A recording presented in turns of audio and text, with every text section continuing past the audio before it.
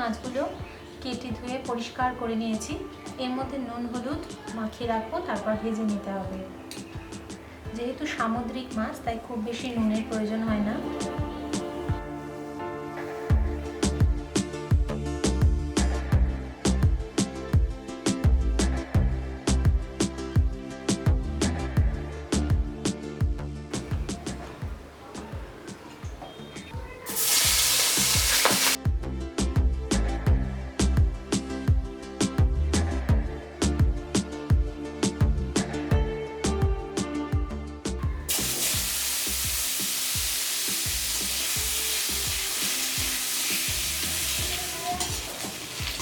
আলুগুলো ভেজে নিয়ে তুলে নিচ্ছি। এবারে এই একই কড়াইতে তেল দিয়ে আমি ঝোলটা তৈরি করব। দিয়ে দিচ্ছি 1 টেবিল স্পুন সরষের তেল। তেল গরম হলে দিচ্ছি জিরে ফোড়ন,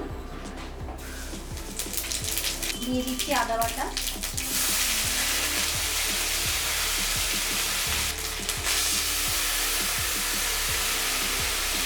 আদাটাকে কষিয়ে নেওয়ার জন্য জল দিলাম।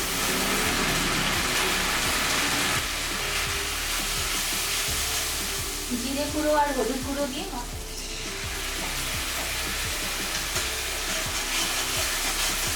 কাঁচা লঙ্কা বাটা দিয়ে কষিয়ে নিচ্ছি। আবার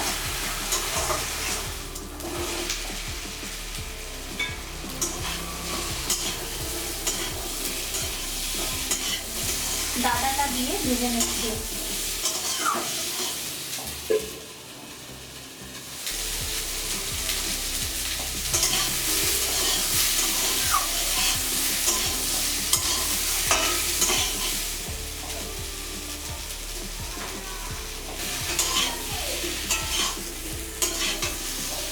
ভাজা আলুটা দিয়ে বেশ কিছুক্ষণ নাড়াচাড়া করে নেব। আর এই সময় আমি দিয়ে দেব নুন।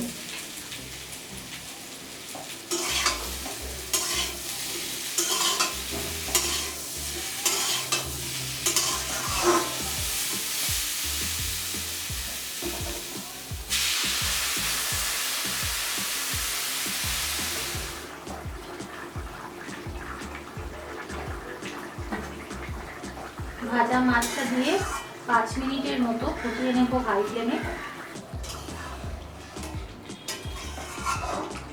আমুদি মাছের ঝোল তৈরি হয়ে গেল। এটা নামিয়ে সার্ভ করব।